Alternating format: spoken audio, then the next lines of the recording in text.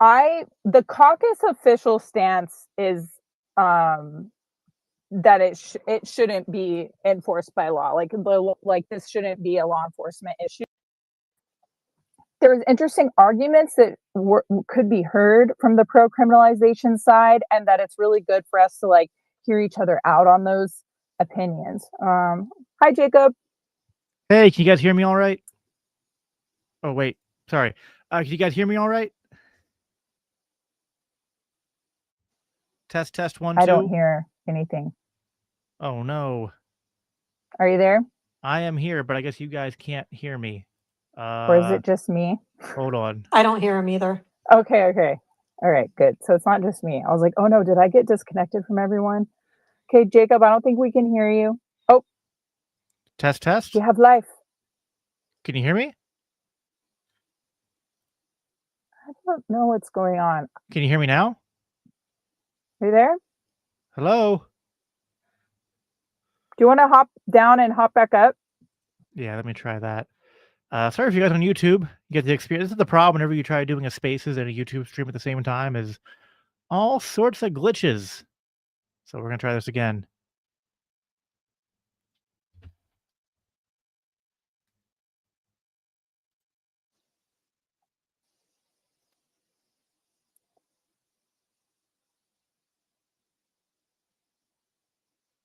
Okay. Oh, I think he went.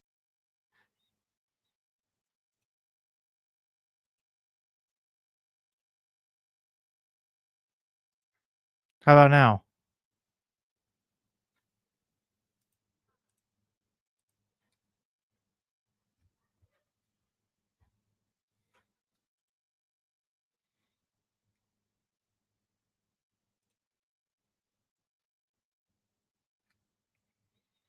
I think I had the wrong mic selected. See, now I don't think anyone can hear me. Hello, hello, hello.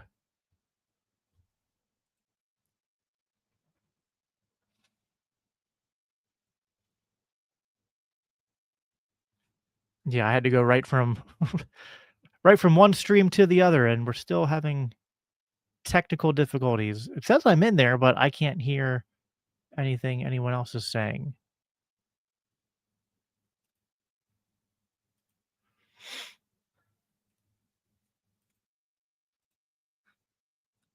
I'm going to leave one more time. In fact, I'm going to exit out of X completely. I'm just going to like redo everything. So I'm going to get it working on this end here, and then I'll share it once it's working for you guys. So sorry, you'll have to just stare at my beautiful beard while I'm getting this working.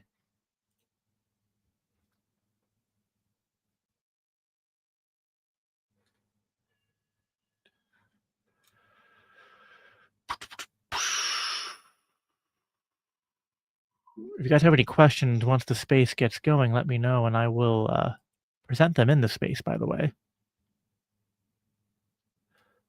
Listen live.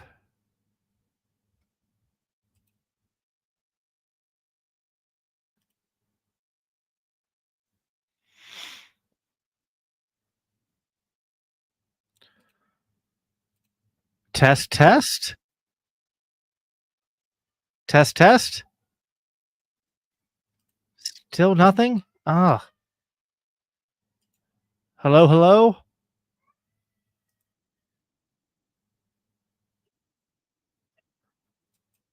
Still nothing? Man, that is...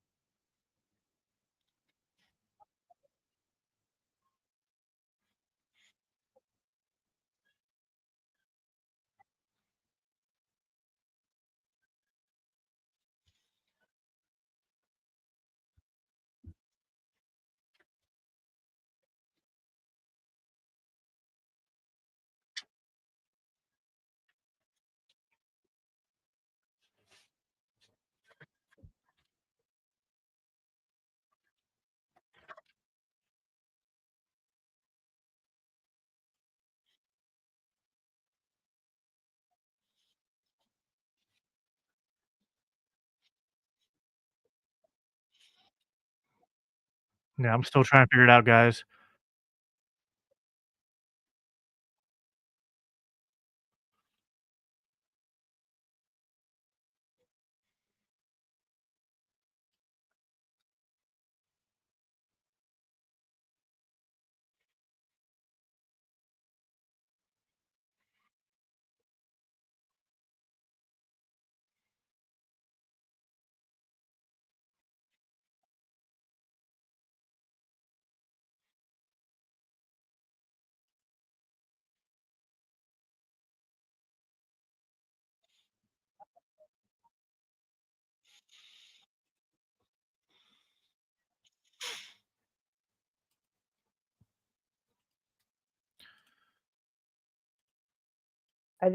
Cass, I just sent you another invite because you were up here. Why does X Spaces do this? I know. Can you hear me Okay. now? Now she's like, when I push invite to speak, it's not doing it. And they still can't hear me. Jacob, can you talk yet? I guess not. You can't hear me. Oh, she said her connection was lost. So, okay. How about now? Jacob seems like he's still not able to. Come on. All right. I might just have to do it on my phone, unfortunately. While we're waiting for one of them to come. So here's what I'm going to do. I'm going to switch profiles. You guys are going to watch it on me joining through the LCI profile.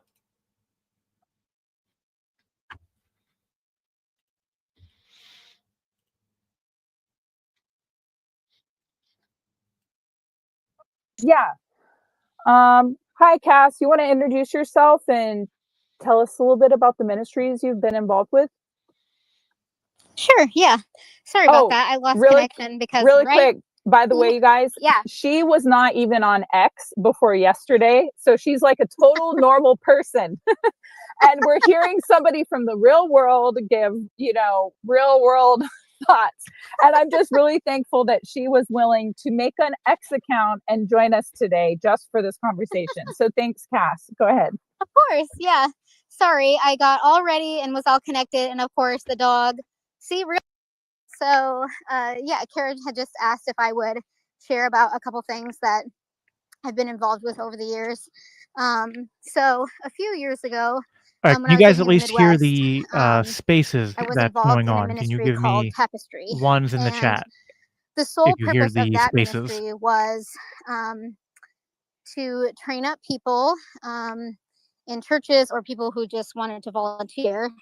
And it was a very in-depth training, right? Because we were going into spaces that aren't always safe. So the purpose of it was to get groups of people together, also because you never go alone, but to go into bars and strip clubs and befriend the dancers, befriend the bouncers, befriend the bartenders. But the ultimate goal was to build a rapport with them so that we could let them know if they wanted out, there was a way out. So really powerful ministry.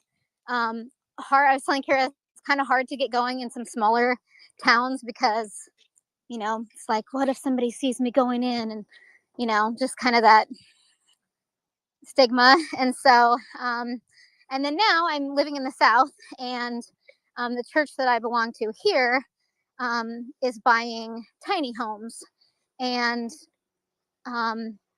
we've partnered together with another ministry that helps rescue women from trafficking and domestic violence and strip clubs and different, just different situations, and are able to put them in a home that's safe, help them get on their feet, offer them discipleship classes, and really help them, be with their kids if they have children, so they're not separated from their kids. And then B, just learn how to live a normal life. I mean, it's But I think the main thing, at least I see this as, it's a heart issue, right? We fix the heart issues and then can fix some other things along the way, maybe fix, but yeah. So those are just a couple things that I've been involved in that have been really powerful and successful, if they're done right. I just think it's so incredible, the work that you've been putting in. And I just like, I want to see more Christians doing that kind of stuff. And thanks for sharing about that. And I want people to feel free to ask her questions too. But I think we got Jacob up here now. And Cass, we'll probably come back to that. I want to talk more about it. But I'd like Jacob to go ahead, sure. if we can hear him, if he can. Test. Oh my goodness, it's working. Let's go. I'm literally here crying, trying to get this stuff. I know. I was like, I haven't dead done silence. this in a while, and my normal setup of doing it through my computer while also streaming apparently just wasn't going to work this time. So I'm still streaming it, but I'm joining through my phone. So it's kind of hopefully the audio is still okay, even though I'm joining through my phone. But yeah, at least I'm here now. So only 20 minutes late. Yes. Okay. So I don't think we have anybody from the pro criminalization side yet. I know Amity had a thought. I don't know if you wanted to say anything else, Jacob, before we kind of continue, or. Well, I could just say that, like, this kind of prompted. I don't know how much you. In fact, I was so busy trying to get things working, I might have missed some of what you said. But I know some of this has come up in our Discord, and even some of this has come up like in sort of like dialogues that have happened on X over the last few months. I know, like me and Jeremiah, who I like, but you know how social media goes, is that sometimes on social media, like things get heated and people take shots at each other, and so Jeremiah and I have had a couple heated exchanges. But I feel like there's two things here. On one hand, and this is less important, there are Christian libertarians who I think are sort of like so worried about biting certain bullets. And don't get me wrong, I understand the hesitation sometimes, right? Because you don't want to go to your Christian brothers and sisters, your pastors, and you don't want to like lead with like, I am a libertarian. I'm part of the Libertarian Party. And like, first thing on our platform is let's decriminalize and legalize sex work. Right? That's not how you want that conversation to start out. And I think it's okay as Christian libertarians to prioritize the issues and to speak to the issues that we think matter the most and that are going to be the most persuasive even. But when it comes to then like saying like, well, I guess we're libertarians but like not on these things because these things are sinful. Not only do I think that then it's a little bit dubious to call yourself a libertarian while you're doing that, but like forget that for a second, because that's not even a strong argument in this space, because no Christian is really going to put being a libertarian at the top of their concerns. It's not even always at the top of my concern.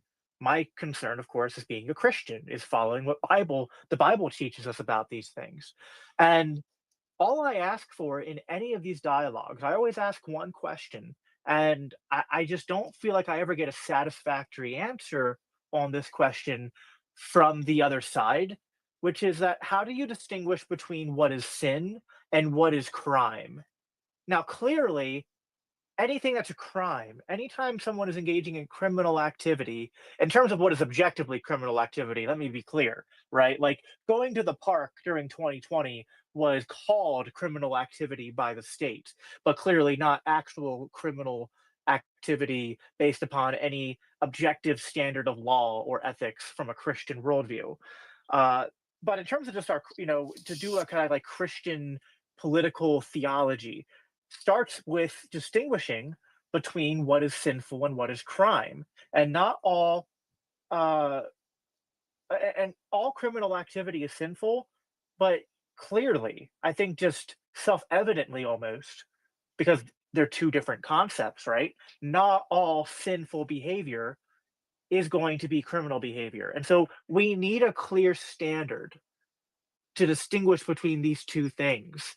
And I don't think that the people who are, and it's maybe not fair because they're not here to defend themselves, but I don't think the people who are on the pro criminalization of prostitution and sex work side are offering a good working framework or theory on why it isn't just sinful, on why it's criminal behavior. Yeah, and I think I'm even sympathetic to that in a sense. It could be conceptualized as violating the NAP. I mean, it is a dark and like very tragic, sad thing when anybody is in in sex trafficking. And I think it's also even the same for like I guess they're called Johns, like whatever, the guys that are like consuming. I think that all around it's like a really sad, tragic thing. But one of the biggest hangups I have is even if you're saying that say it is some sort of NAP violation in a way, it's it's like impossible to enforce. I mean, at what point would it be called sex work? And like, is a guy that like, how would you determine a relationship between two people as well? He gives her a lot of money and he only kind of likes her because she's hot and they have sex. Well, is that sex work? I mean, I just feel like it's just such a high potential for abuse and like just like limitless gray areas that I just wouldn't want to give that power to the state. And like Cass said when she was talking, it's like such one of those heart issue things. And it feels like that's the more effective way without making our society overall less, subject to tyrannies of the state, because they will abuse anything they can when they have enemies. No, I think it's 100% correct. Like, even if, because listen, there probably are certain times in sex work and sex trafficking where NAP violations are occurring. And I want to be clear here that when there is actual aggression, like, there are clearly people who are coerced into these things, right? And it can even be dubious, like it can be kind of a gray area sometimes, like, how it's not always overt coercion, right? Sometimes it's kind of a coercion by people who aren't like necessarily holding a gun to their head, but there's psychological manipulation. And so I do think that there are areas where I can admit that it can be a little bit muddy. But at the end of the day, I think we have to remember that law and that the civil magistrate, as it is the bearer of the sword, as the Bible says, it is a blunt instrument of force. And there are so many societal problems it is not equipped to handle. And so I think we have to sometimes flip the script and say, hey, I agree with you that I don't want to live in a society where there's tons of sex work and prostitution. I don't want to live in a city where there's prostitutes walking around the street while I'm walking out with my kids. Now, what do we do about that? And is law, and you're concerned, Kara, like beyond just could it be justified? Is it even a wise idea to try to do this? And what are the second and third order consequences we might not even foresee uh, when we decide that we're going to ban these certain things? Because yeah, I mean, as it's like, the other thing that I think there's like a kind of hypocrisy here, at least if you're talking about something at the federal level. And state level, maybe it's a little bit different, but I still think at the state level this applies. Like, to what extent are we going to like people who, at least 50% or more of them are, frequent flyers on the Epstein airlines, to care about enforcing sexual ethics, right? Like, there's just something there that's just kind of like, come on, like clearly that can't be the right path forward. I think the right path, the best path forward as Christians, has to be with understanding.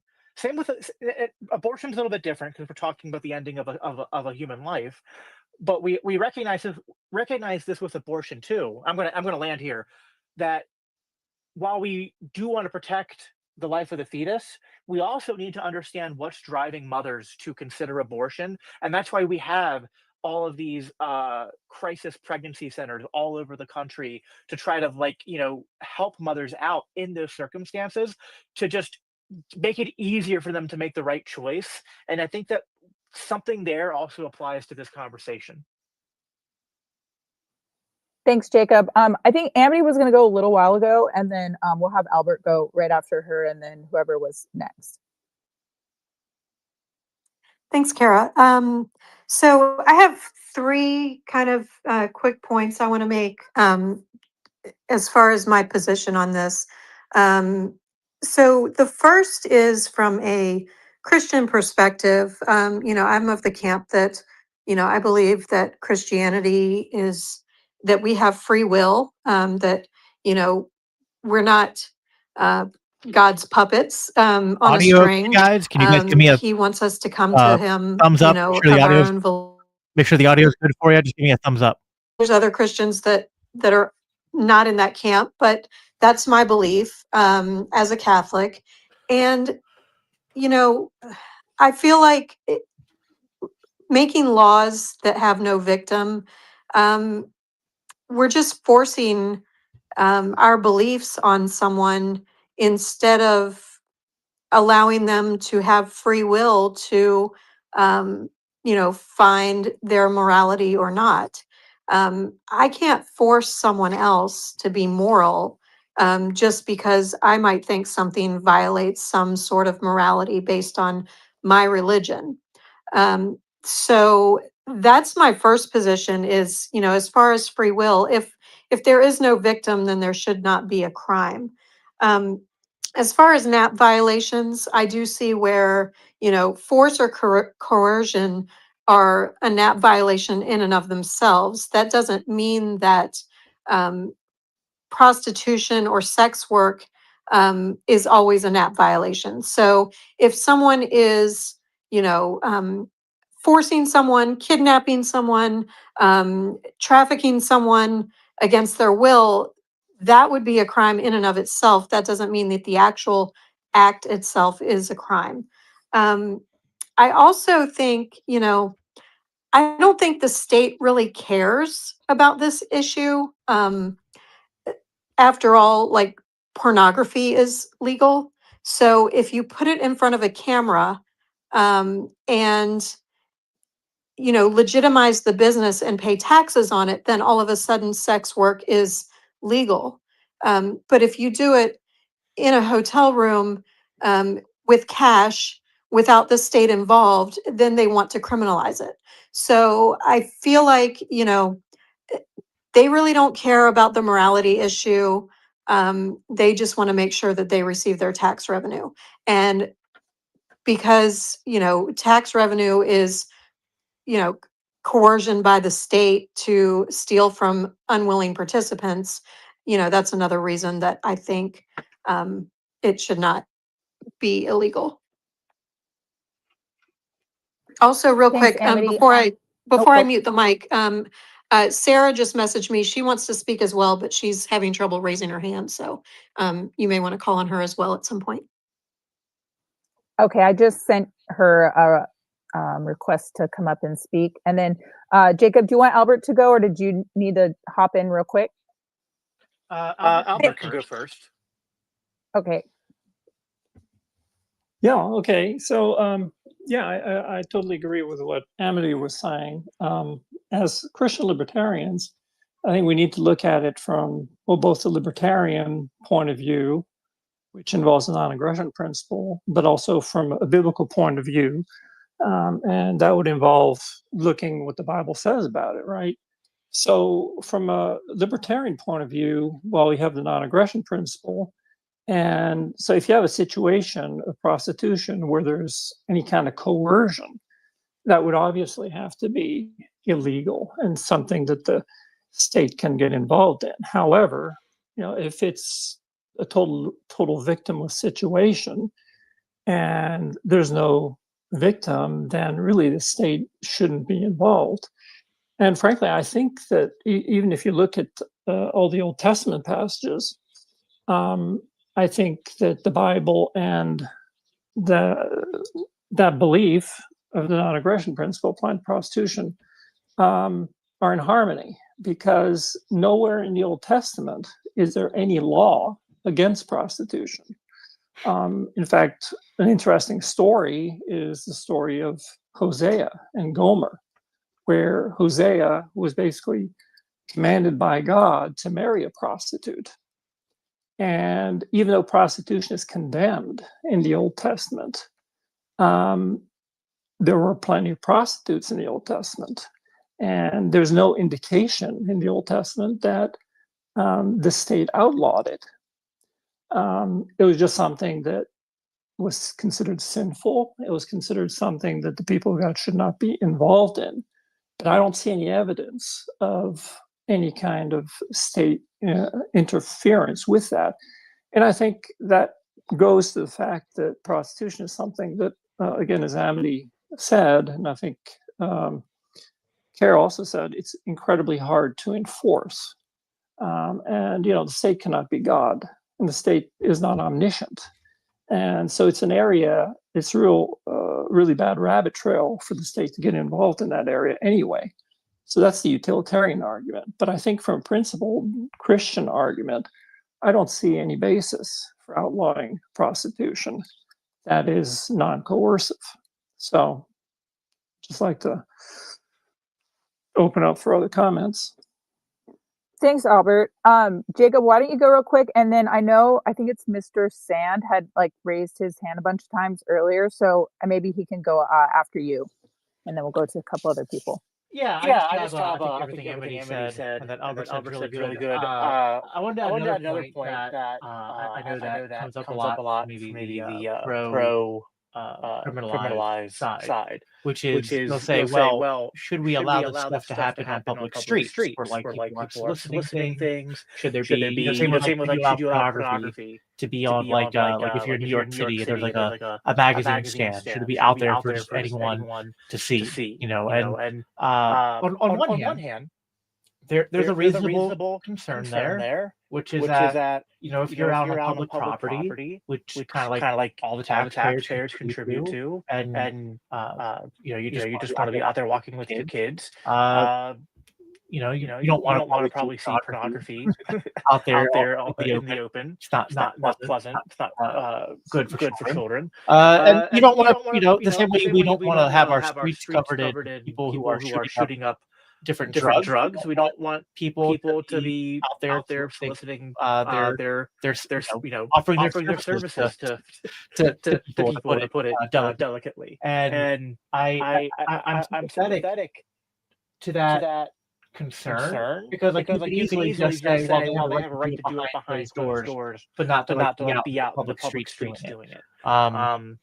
That's still a different discussion. To just be like what should we do on public property, because there's just all sorts of things that come into that. But B, we just know that again the incentives are generally not in our favor on that discussion. Unless we live, put it this way, unless we live in a nation that is mostly comprised with Christians who wouldn't want that to be out there anyway, you're gonna have a hard time winning that battle on the public property line, or public property front. And so I'm not saying we can't care about these things, but what should the focus be? I was once on this YouTube channel called Eschatology Matters. He was just like, listen, he's a Christian nationalist type.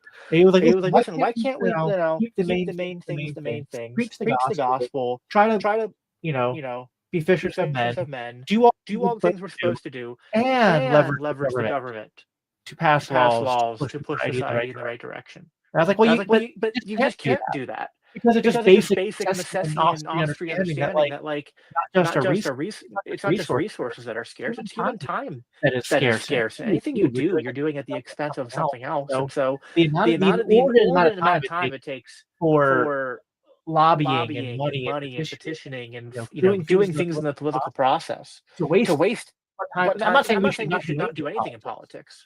But we have But to we have to prioritize, prioritize, have have laser laser focus focus with what we do, so that so we're that not, we're not overstretching ourselves and and robbing robbing from from the things the that we things should that be we doing should be in doing in politics. politics, And and the most the most important important work of all, is which is spreading spreading the gospel gospel to to people, people, because that's kind of the the actual solution solution to to all all this of is this, is having a having a society society that is that is transformed transformed by by being being filled with filled with individuals individuals whose whose hearts hearts have have been been transformed. transformed. Thanks, Jacob. Mr. Sand, if you still had a comment you'd like to make, and then Sarah can go after that. Yeah, I'll be quick. My hand kept going up and then Amity covered it, so I put my hand back down. And then it went back up and then Amity covered it again, so my hand went back down. But part of my position on this subject is, are we looking at this in reverse? Looking at it from top down with OnlyFans all the way back down institution? That's all. Okay, you kind of cut out, and I wasn't, so I might have missed it, or I don't know if somebody else got that, but something about OnlyFans and top down. Yeah, sorry. I can repeat it if I had a bad connection, but Yeah, or are maybe we even like looking? expand a little bit, because I could just be not understanding too. I did miss part, but Yeah, I mean, sure. I mean, there's an argument that I could see that could be made that OnlyFans is just another extension of legalized prostitution already. mhm. So if we're really having a discussion of decriminalization of prostitution, are we starting at the right point, or do we need to look at where we've gone to get back to the source? I don't know. Just a thought. Well, I think what you're saying is that The the minute you start talking about banning prostitution, where does that end? Because yeah, I think that could easily fall. You could make the argument that OnlyFans is almost like virtual prostitution, right? And then people don't realize how hard it is to even regulate human behavior just in general, let alone online, and just kind of like how much more of your privacy do you want to sacrifice to the government in the name of security and kind of like sanitizing culture to be a certain way. It's not that we have to like these things, but we have to not be given over to a reactionary mindset where we don't think critically about how we respond. Thank you, guys. Sarah, go ahead and make your comments if you'd like. Yeah, I just wanted to thank you. I feel like I stumbled upon this space, and I feel like it was kind of a God thing, because I am a Christian. I'm a libertarian. I'm also a survivor of sex trafficking. And in the state I live in, which is Colorado, they are looking to decriminalize prostitution. So when I saw this, I wanted to jump on, and I want to thank you for having this space. I don't know if you discussed this before I jumped into this space, but one thing you probably should know is that when prostitution is decriminalized, human trafficking increases. In fact, it goes through the roof. And it's actually not a victimless crime, because coercion is always involved in prostitution. There's only less than 5% of the cases where it's true choice and true so-called sex work. And what happens is in cases where it has been decriminalized, law enforcement is taken out of the picture. And when law enforcement is taken out of the picture, it becomes a really, really sad way of life for someone who's constantly being raped and controlled. And, the average person out there might think it's a victimless crime because I see her on a street corner. Well, what you don't see is the pimp behind the door beating the shit out of her, saying, I'm going to kill your daughter if you don't get out there and make some money. So the buyer on the street's like, hey, she's doing it. She's wearing this short skirt. She's telling me she'll get in the car with me. She's saying, it's not like that at all. It's absolutely not like that. It's actually so incredibly sad. And so when we take law enforcement out of the picture, we can't arrest buyers. And buyers are rapists. They're rapists. And most of the time, this, prostitution it's not even a choice. In fact, even when you look at strip clubs and the numbers, that's not a choice either. There's at least 50% of those girls in strip clubs are being sex trafficked and forced to do things against their will. And I don't even like to share statistics, actually. I'm just trying to give you some general numbers because most of these cases are highly underreported. So if anyone quotes statistics to you, you should think in your mind the number is actually much, much higher. And strip clubs are legal if you're over the age of 21, but sex trafficking still happens because same thing. She walks out the door at the end of her night, didn't make enough money because $900 a night or $1,000 a night isn't enough. So she's forced to go in the back room and do these despicable acts that are basically rape, because when you're not consenting, it's rape. It's not choice. So from my perspective, it is very, very dangerous. I hope this never happens. And I'm going to have to do a lot of work to prepare for fighting this when it comes to what's going to happen in Colorado. It's so much more sad than anybody realizes. And I just think that if we really want to get to the heart of trafficking and rape and just the most vile actions that happen, taking law enforcement out of the picture is one of the worst things we can do, because if we have law enforcement, if we can arrest a buyer, we can also get that so-called prostitute some help. And I don't want to even call her a prostitute because most of the time she's not.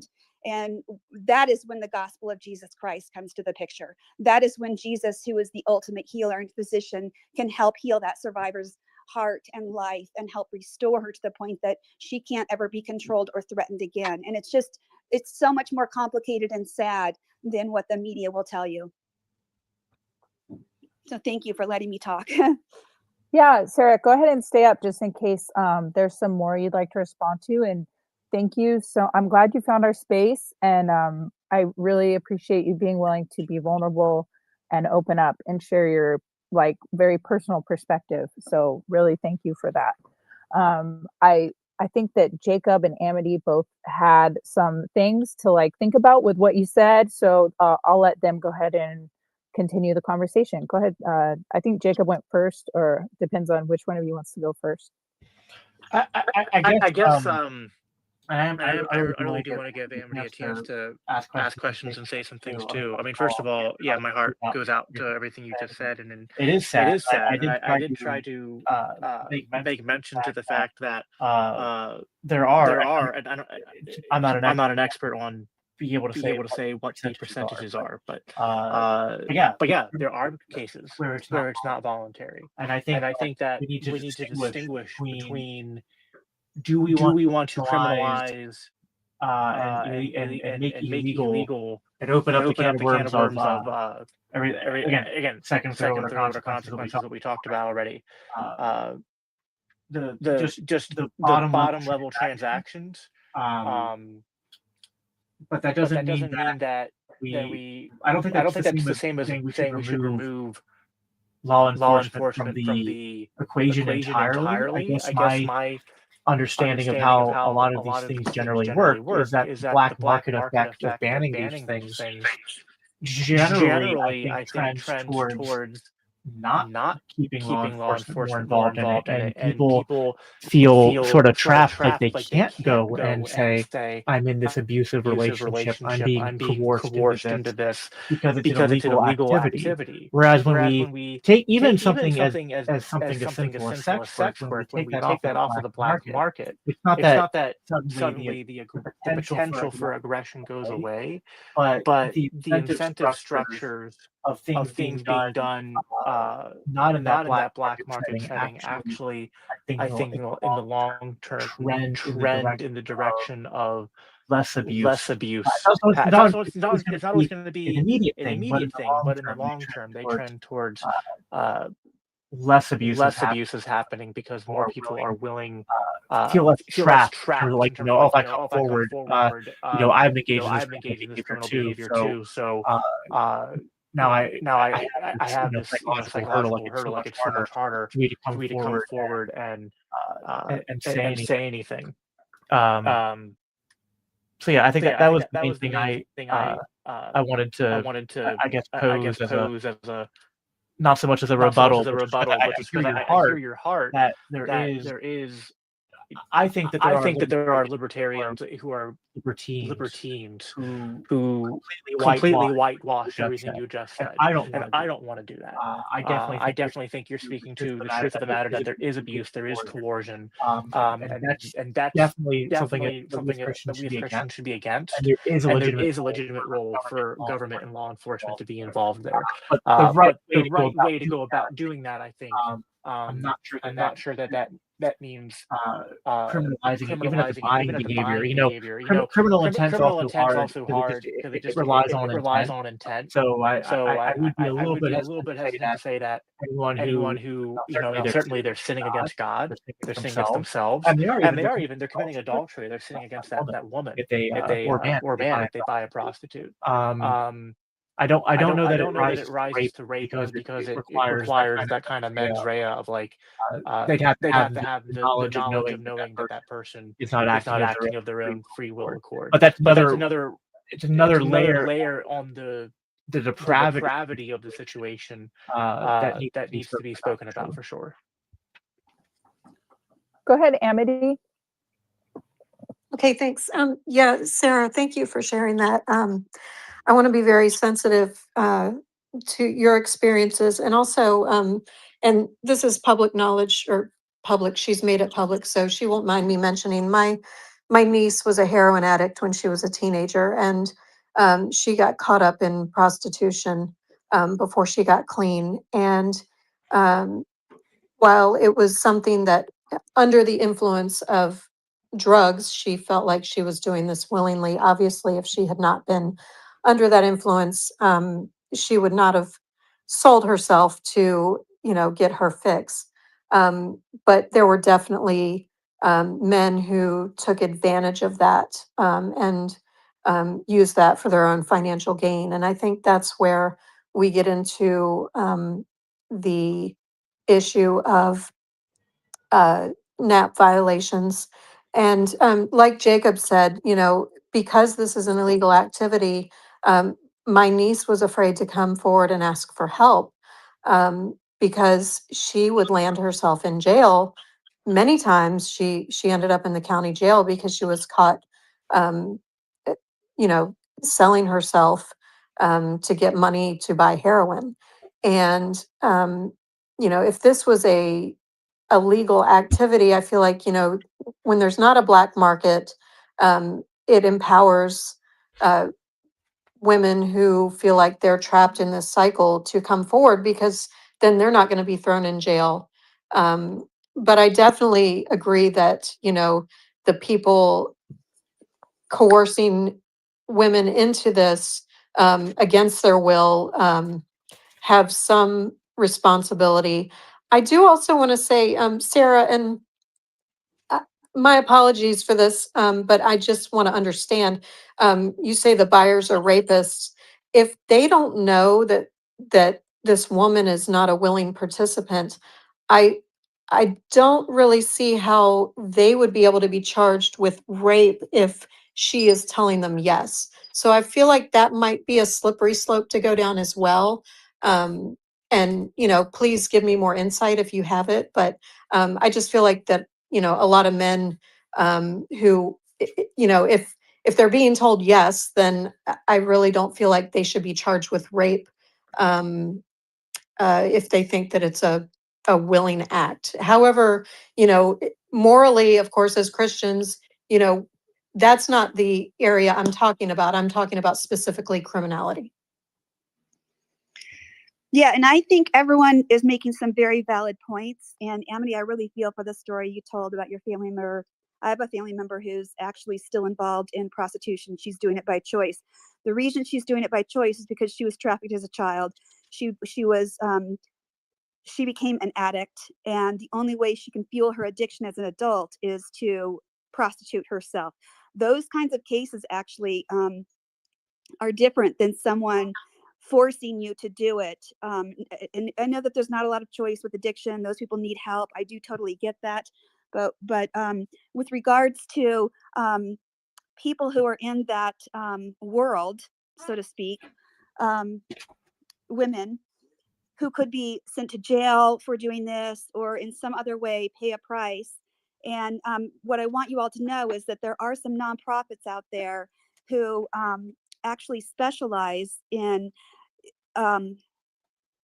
offering pro bono attorney work to survivors of this, because we recognize that there isn't choice involved and she shouldn't be in jail, and we need to get this scrubbed off her record and go after the person who's selling her or who has coerced her or is somehow benefiting from her basically selling her body and being violated so that someone else can profit. And just because she's given a few dollars here or there does not mean it's choice, and she should not go to jail. If someone is not doing this by choice, and there's so many psychological components, it's very difficult in this particular situation to define choice. It's not like I feel like smoking a cigarette and I'm going to do it. It's like you're either putting a gun to my head, or you're beating the crap out of me, or you're threatening to kill a family member, or you're threatening to provide me. You're in some way, I am being so heavily threatened and the world can't see it, but that is what's happening. So if you do what you're told to do because you're being heavily threatened, obviously you shouldn't go to jail. That's mean, cruel, and awful, and it furthers the abuse. But I want you to know that there are nonprofits out there, and if anybody who's listening to this space needs help finding an attorney to help get something expunged from their record, if they've been a victim of this and being told that this is prostitution, they need help legally. That is very unfair. They should not have to live with that on their record, and there are options. But at the same time, I just want people to know that it is not, I mean, I understand the OnlyFans argument. I actually do, and I understand the pornography argument. The pornography argument, though, is a little tricky, because with pornography, that also involves a lot of trafficking. And what I mean by that is, if let's say you're a man or a woman and you really enjoy watching porn from your home, that's your choice. You want to do it. It's legal. Well, did you know you're watching a 5-year-old get raped? In fact, you can go on Pornhub and Google 5-year-old child screaming while being raped, and a video will pop up. So, there's different levels of porn, and there's watching porn from the privacy of your own home, which, could be considered a free thing to do. But when someone who is filming porn does it against someone's consent, especially in a rape situation, and then uploads it onto a porn site, that's a whole different argument in terms of violations. But this space is about prostitution and whether or not it should be legalized. And I'm just wanting people to know that it is so complicated. There's so much brainwashing that is involved. And most prostitutes, even though it's a very small percent that are doing it on their own volition, most of them were sexually abused as children. And in their mind, they don't have a choice. They don't know what they're doing in life. They're severely broken. They need someone to circle their arms around them and tell them about God and show them there's a better way of life. And those are the ones that are doing it by choice. But like I said, is it really choice when you've been brainwashed, when you were violated from the age of 3 and you don't know any better? Or do we need to help these people instead of increasing the numbers? And like I said, well, maybe I didn't say this, but I don't know that we should be making policy to accommodate 2 to 3% of prostitutes who are doing it by choice, when over 95% of them are actually being trafficked. It's so complicated, and it's worthy of actually a follow-up space because of how complicated these issues are, and what can we do about it. And as Christians, how do we love people on the other side of this? And how do we lobby our elected officials with the truth so that they know that this is not a victimless crime? Thanks, Sarah. Jacob, let me just jump in real quick, and then you can go next if you don't mind. I just wanted to say something kind of in relation to what Amity mentioned, and what Sarah has been saying, is that I find a lot of overlap with drugs and criminalizing or decriminalizing drugs with this issue, because like you kind of look at drugs and say, well, it's not victimless, because people that use drugs, like, they could have been introduced to them at a young age, or like whatever, the dealer you could say is responsible. But one of the things is with that, and like, some of the enforcement and these things that you're talking about, these horrible things that these women go through, I think these are like associated actual crimes with like sex work.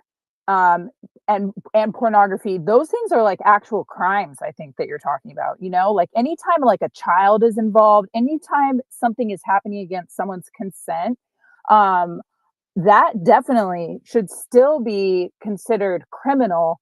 I think we're like narrowly focusing on the transaction between the two people, a consenting transaction, but beyond that, like lay down the hammer. I mean, I think like if you've done anything non-consensual to somebody, there should be drastic consequences for that, especially when it comes to this kind of stuff.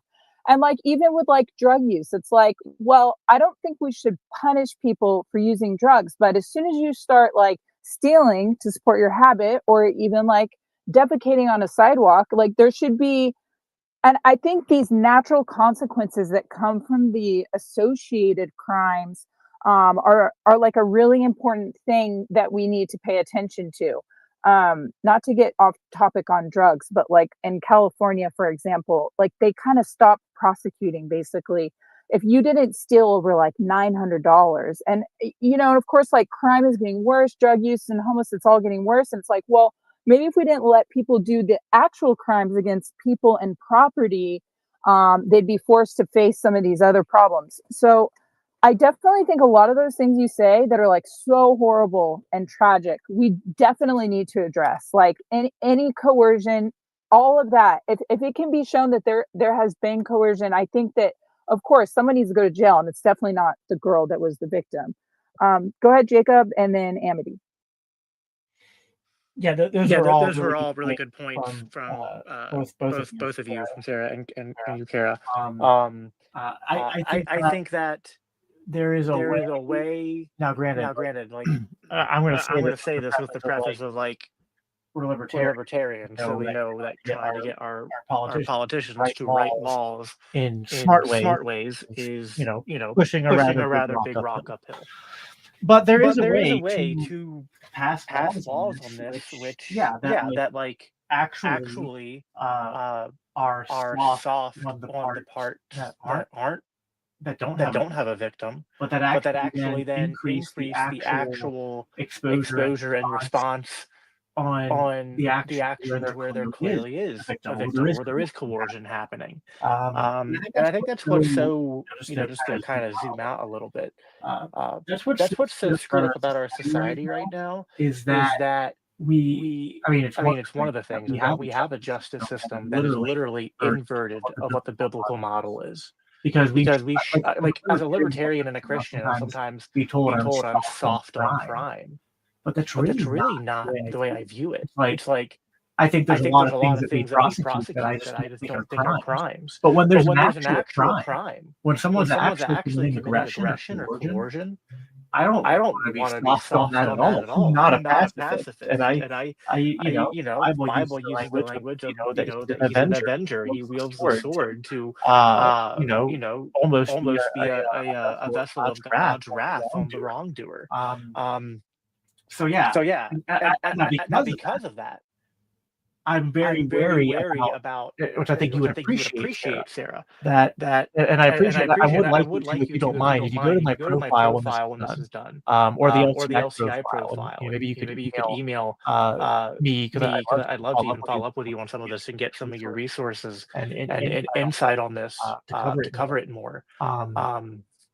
But in terms of like the not just the statistics, but the nonprofits that kind of lobby to help the women who have been trafficked not to kind of have this stuff on their record. And I think that's really good. I just think that what we need to do is to kind of like make that easier. Like we need to make it easier for women who are being trafficked, who are being coerced to come forward and not be further victimized by the state, because I just think that's even at that point we're just making it even worse. These people have been through all this trauma and all that, and double down on by like now the state's throwing them in jail for something. But you're absolutely right. Like and you're right too.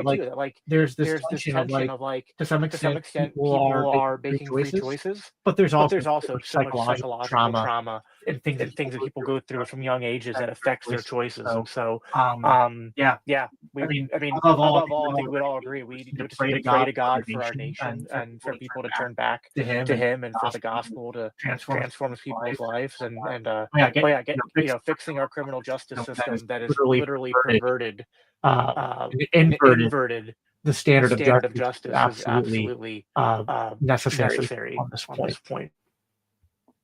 Thanks, Jacob. We're going to go Amity and then Zane and Albert. Just real quick, just like Jacob was saying about the resource, if you wouldn't mind like putting in a comment under the space, Sarah, like a website or name of the nonprofit, that would be really helpful. And I'll put it in the Jumbotron. We should even like maybe say it out loud in case people listen to like the audio later, because I know this is being streamed and I don't know if like, then people that are just listening, they would be able to hear it too. That would be really awesome. Go ahead, Amity. Yeah, this will just be really quick because I feel like we're piggybacking on each other's answers and, everybody's making such good points. I feel like, you were talking about, laying the hammer down on this. Well, the problem is, quote unquote, justice gets enacted on the poor and especially women when it comes to this. The state feels like, oh, let's pat ourselves on the back. We've taken care of this transaction and, criminal, given somebody a punishment for it, thrown this woman in jail or whatever. But, anything that is, anything that has a fine that the rich can buy their way out of means it's legal for a price. And so, the rich can get out of this. The state doesn't feel like they've committed something so violent that they need to be put behind bars. And the women who are poor and don't have the resources to fight it are the ones that end up sitting behind bars. And so, the predators, the ones who are trafficking and who are coercing these women are the ones who get away with it. And, that's just another argument for decriminalization. I just to clarify real quick, Amity, I don't know if there was a misunderstanding, but I didn't mean put the hammer down like on like all sex work. I was talking about like when somebody actually like when there is a rape like that can be prosecuted, or when there is that kind of stuff, like the associated actual crimes. I'm not saying lay down the hammer on like on like in a broad scope. No, I understood you. Oh, okay. So you don't think I was that's just a good kind idea? of I was just kind of playing off that analogy. Oh, okay. Because I was like, no, I don't. I didn't mean that. No, I totally got you. Good. Okay, I just want to make sure we're on the same page. I was like, I saw what I meant. Yeah, I feel like we're actually all more on the same page page than like maybe it might have seemed. I feel like we all we want all want the same thing. We want people who haven't actually done anything violent or aggressive to not be punished, and for people who have to be punished. And it's just a matter of like, we live in a fallen world with a fallen government system that's corrupt and all these things, and we have to have these conversations to shed light on the areas where people are being abused and figure out how to advocate for them and advocate for them in the here and now and advocate for changes that benefit them in the future. Yeah, let's go to Zane and then Albert, and then I wouldn't mind also getting back to Cass and hearing more about some of her experiences, like how it went when she was like going into these strip clubs and stuff, and like maybe like what was effective, what wasn't, like were these women afraid, like what was the range of reactions that you were getting? So I'd like to get to that after, if that's all right. But we can start with Zane, because he's had his hand up for a little bit, and then Albert.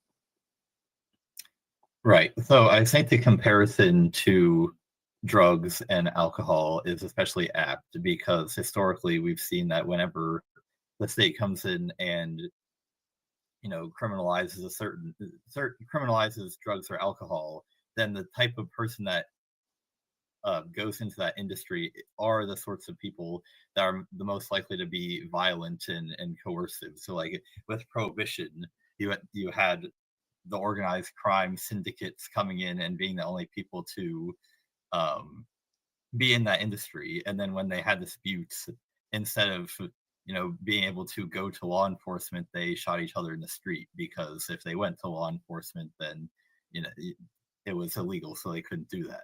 And similar with drugs, where it's all the cartels are in the only place you can get drugs is from these extremely violent cartels.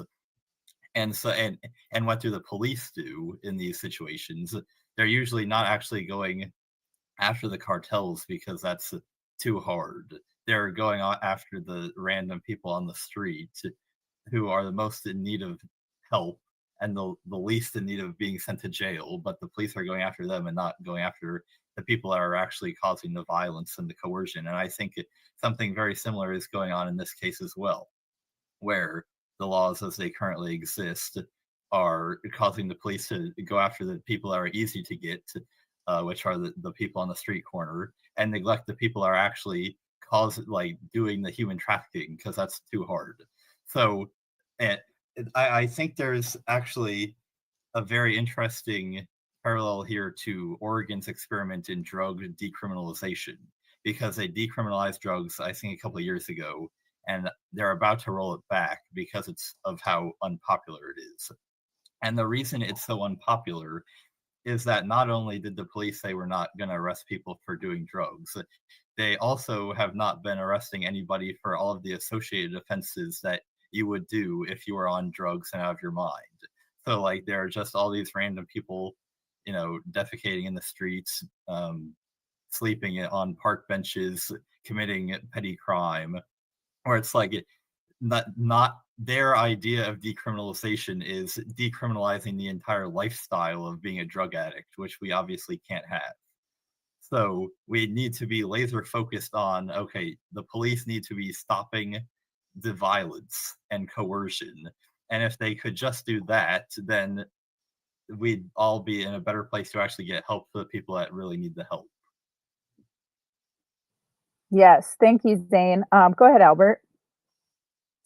Yeah, I think what Zane said is really apropos, that whenever government makes regulations to regulate a certain area or outlaw certain product or activity, then those who are hurt the most are really the low-hanging fruit. And the powerful and the rich tend to get away with everything. And I think you see that very much in the area of prostitution. And I think Exhibit A of that is the whole Epstein situation, where all these rich millionaires who went to Rape Island, they got away with this for years on end. And what is the police? And these guys were protected by the law, by the prosecutors and other people. Well, thankfully now, thanks to a libertarian, Thomas Massey, who put the discharge petition out, hopefully some of those people are going to be brought to justice. So it's really important to distinguish between the victimless crime and a crime where there's a situation where there is a victim. The other thing I want to say about this is that unlike the war on drugs, which was federalized and became a federal issue, unfortunately, the area of prostitution is still a state issue. And that's the best situation you can have, because first of all, it comports with federalism, but also you get to kind of examine what happens in a situation where a state, let's say, criminalizes it and a state that doesn't. And you have two models in the United States. You have the model of Nevada, which pretty much decriminalizes prostitution. And then you have the rest of the states, which one, to a certain degree or other, has criminalized it. And I would think, and from my knowledge of the situation in Nevada, it doesn't seem to me that I'm sure that in every state, and even in Nevada, there are situations of coercion. But it seems to me that the way it's going around in Nevada, it seems mostly consensual. I may be wrong on that, but even assuming that 95% of it is not consensual, you still have to make that 5% exception, and you can't, violate the non-aggression principle by criminalizing that 5% either. So, I guess, that's what I've got to say. Thanks, Albert.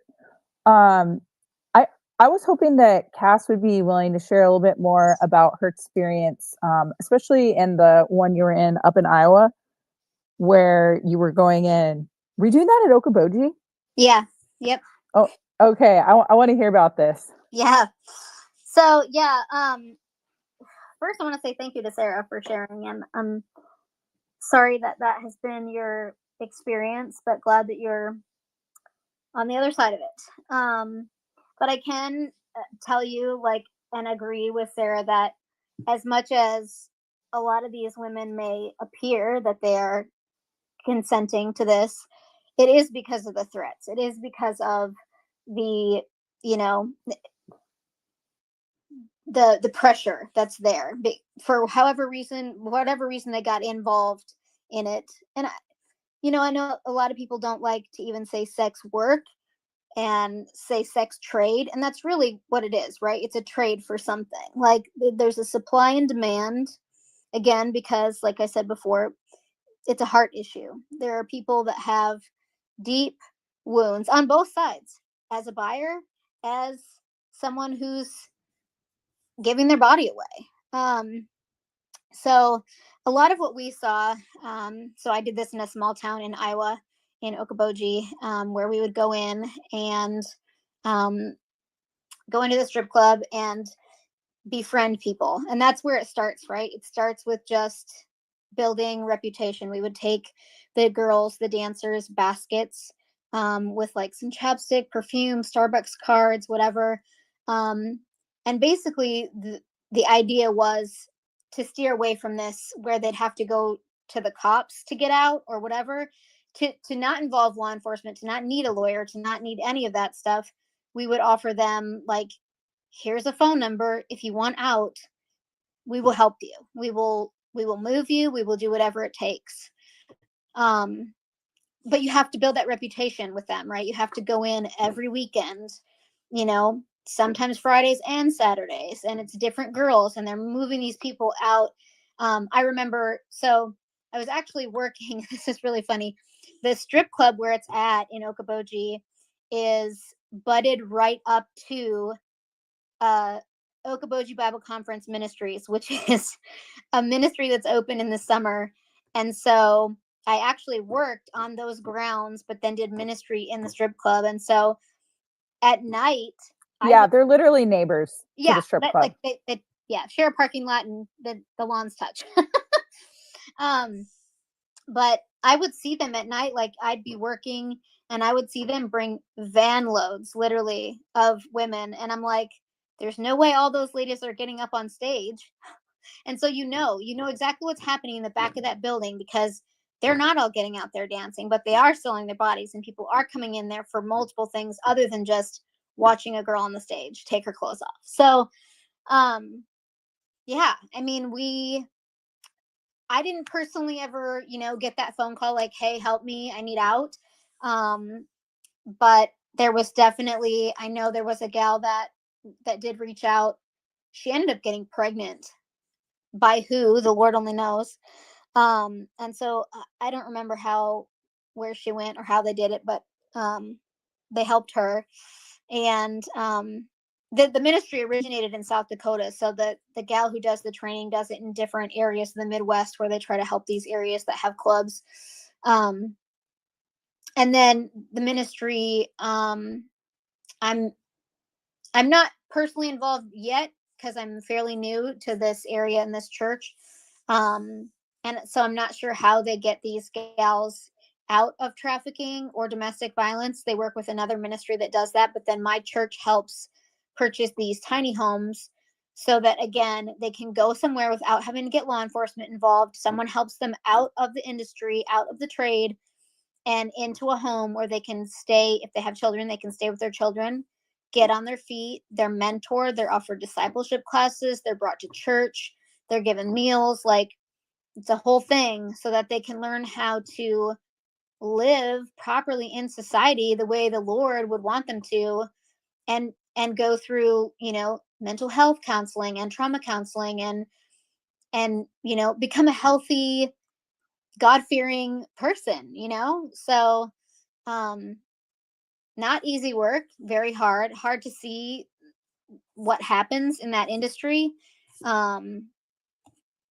Yeah, it's wild, but really cool, obviously, on the other side, when you can see the women that have made it out and trying to walk out their salvation with fear and trembling, and you know, growing in the Lord. And so that side of it is beautiful for sure. Thank you for sharing all that. I don't know if anybody has like a last minute comment or maybe a question or anything. Yeah, I do. And I'm not trying to interrupt. So Go ahead. the next time I'm on a space, I'll get some coaching for someone of how to raise my hand. I just suck when it comes to technology. So thank you. I wanted to go ahead and follow up with you. And since I know Amity and I'm a huge fan of hers, I might follow up with her too. But when you requested information on nonprofits and some of the organizations that can help people who need to have their records clear, or pro bono attorneys, I will follow up on that. But I wanted to let you know, and anybody else listening, that this is a whole different topic and we don't have to explore it, but I'm just putting it out there so that you know I'm a person of my word. There is a significant amount of ethical and abuse issues when it comes to aftercare anti-trafficking organizations. And the person who was just speaking about the church or the ministry organization that is doing so much work, that sounds so wonderful that it almost made me cry. And I'm so grateful for that. Unfortunately, a lot of organizations aren't like that. And I have been a survivor of 2 anti-trafficking organizations. Both of them re-exploited me. And because there isn't any training to get in this field, and there are no ethics or best practices, you have a lot of times people who get into this field that re-exploit the survivors in their own care and make things worse. So the reason I'm sharing that is because I want you to know that I can't send you a list of anti-trafficking organizations that I respect, but I will follow up with information. And anti-trafficking work and establishing ethics in that field is my area of focus, because there are so many problems. And once we reach someone, we don't want to re-exploit them. We don't want to leave them with less hope than how we found them. And so we must clean this area up. And like I said, that's a different topic for a different space, but I just wanted to let you know that I want to offer information to whoever's requesting it, but I also need to let you know that we have a significant problem in this country with aftercare anti-trafficking organizations. And so the list that I would recommend right now, there are only 2 in the entire country. And I am sure there are other good ones out there, but unless you're intimately involved, like the woman who was previously speaking, she knows, right? She knows good things, firsthand experience. And with me, being a client, seeing the forms that are signed, seeing how things work behind the scenes, you actually don't know what's really happening with these organizations unless you're inside as a volunteer or as a client or something, because these organizations, unfortunately, are very deceptive in the way they post on their website. And a lot of them post like they're Christians, but their actions don't support that. So I just wanted to put that out there so that when I give you limited information, you'll know it's because this is an area I'm actually working on and hoping to expand the list as time goes by, but it's a work in process. Thank you. That's really interesting. And I feel like you've planted a seed, and I'll see where it goes, for us maybe having like some sort of follow-up space that kind of can even explore that a little more. I think we got to kind of start wrapping it up. And I appreciate, Sarah, I'm so glad you came. I'm glad that some of us got like that insider, view that you have that we can't just imagine on our own. Because I think there's just so much nuance and things to consider on a topic like this, and we shouldn't take it lightly. And it's good to hear, views that are a little different from our own and really talk them out. And I think when it comes down to it, we all really have a lot of common ground. I think most of us are pretty much in the same boat. Would appreciate resources that we could like post and share. And Yeah, Jacob, did you want to say anything else too?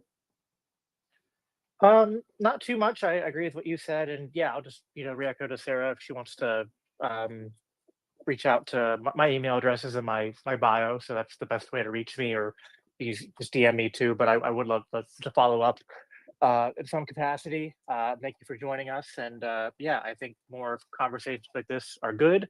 Um, I guess I can just plug that like this is what I try to do with what I'm doing with the Libertarian Christian Institute is like, and with the Christian Caucus is that we Christians need to get together with each other and with even non-Christians and have discussions like this that kind of get to the heart of like, how do we create a world that uh kind of honors that biblical model of justice and that allows us to, better serve Christ in the areas that we are all put in. And so, um, the so yeah, I just encourage everyone to, if you like this stuff, please follow the Christian Caucus, of course, and follow LCI as well, because this kind of intersection of faith and politics is, really what both organizations in different ways are trying to bridge and talk about. I think it's kind of a thing that's been missing in our society and even in Christian discourse, especially for a long time. And it is very edifying to have this kind of discussion uh, go so well, and that there's a desire to dig deeper. So I'm very thankful for everyone who showed up and that was a part of it. Yeah, I just want to say a couple of things real quick. For one, I know Cass is kind of considering her position in the political world. So as this is probably her first time talking to a bunch of libertarians, I don't think there could have been a better situation. This is great because it was, Could have gone nice. so much worse. Yeah. So I know we didn't scare her away. We'll let her get like feel comfortable enough first before we let her see the rest of libertarian world. But I would like to plug one more time that we are trying to get rid of that sex work standalone plank in the platform that talks about decriminalizing it, and it has like its own tab, and it just feels, you can just tell by reading it, was put in and promoted by the more libertine type of libertarians that are actually just like, want it to be a very normative thing. And we don't want that. And I think it would be such a great little tangible win for culture in the Libertarian Party that I think is also attainable. So reach out if anybody's here now or listening and you'd like to figure out how you can help us with that endeavor. We'd really appreciate it. We also have a Discord and an email list with not too many emails, just try to keep it to essential communication, but we can get you on there as well. Go ahead and you can DM Christian Caucus. And the last little plug is we absolutely love the pro-life Libertarian Caucus. They've done such great work, and that's like our brothers and sisters or our cousins or something over there, because our causes are greatly overlapped. And like we did presidential interview spaces with them in the past, and they have had a tangible win go all the way through by getting the abortion plank removed on the LP platform. And that's just absolutely incredible. Major props. And definitely be in touch with them if you like also what Libertarian Christian Institute and the Christian Caucuses are doing. Go ahead and get in touch with them as well. So I love seeing all the Christian libertarians. This is great. If anybody has any last minute thing, Amity, now's your chance. Nope, I'm good. Thanks for letting me speak. And I think it's a really important issue. And I appreciate everybody. Yeah. Albert, did you want to say anything before we sign off? No, I think it was a great discussion. I think it's a very important discussion to have and because it affects not only this issue, but how we view other things like the war on drugs and other issues involving the non-aggression principle. So, yeah, I think it was great. And thank you all for participating. Yeah. All right. Thank you, guys. Have a good one.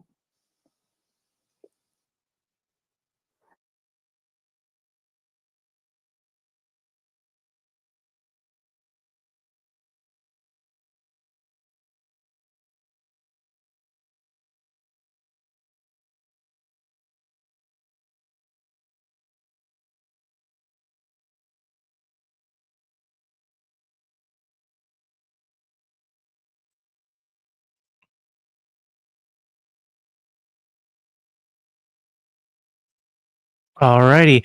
Well, thank you everybody for joining me for that. I'm sorry that it wasn't as smooth as I wanted it to be as far as hosting a space. 'Cause I haven't done these in a while, and so I probably need to do a trial one again to figure out how to make it so that both my streaming and the X spaces will pick up from the same mic, or maybe I can't do that anymore.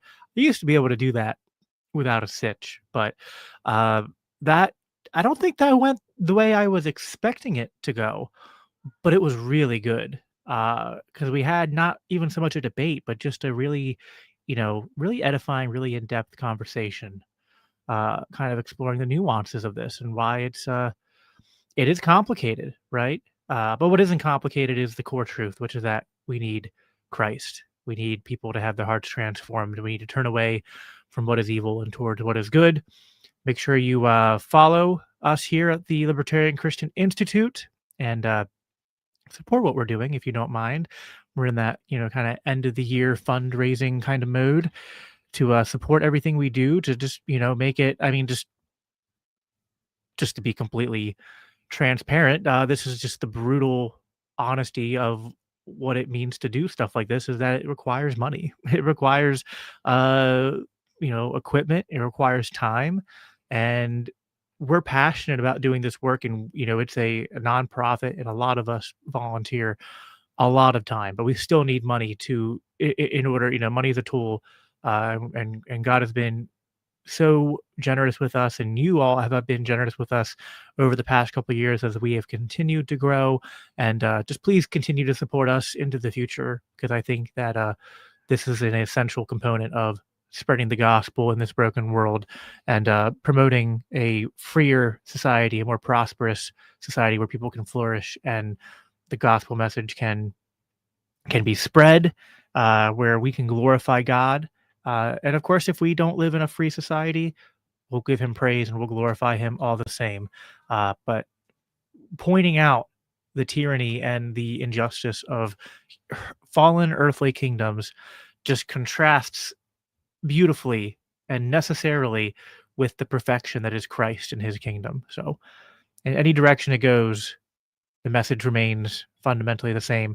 If you want to support what we do here, go to libertarianchristians.com/donate. This says there on the bottom ticker screen. And appreciate all of you sticking with me for 3.5 hours now of live streaming across 2 different shows. As I always conclude by saying, live at peace, live for Christ. Take care.